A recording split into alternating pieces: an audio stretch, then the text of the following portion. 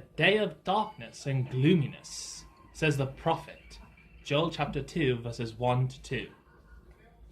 We experience the clouds in this great world city this Ash Wednesday. There is a cocktail of fear. Fear of economic decline. Fear of war. Fear of the consequences of arming terrorists with lethal knowledge of poison and disease now so easily and ironically accessible through one of our greatest technical achievements, the internet.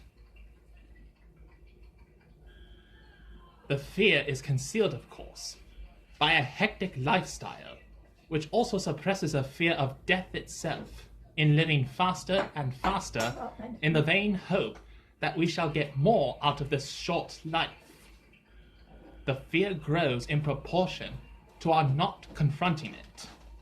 It pushes us to do irrational things, to turn our hatred upon scapegoats. I wonder what influences the crowd in the gospel were under. The crowd swirling about the temple in Jerusalem, that world city occupied by a foreign power. A maelstrom of anxiety then as now. They had fastened upon an unfortunate woman caught in the act of adultery. As we reel from our betrayals and secret cravings, how good to focus on some malefactor caught red-handed. We think of the crowd who scream their hatred at pedophiles. Child abuse, like adultery, is a sin. Let us not be sentimental. It is a terrible thing to use other people for our pleasure as if they were mere objects to be consumed for our gratification. But the extreme anger of the homicidal crowd is fueled from the shadow world within, where an even darker and deeper game is being played out.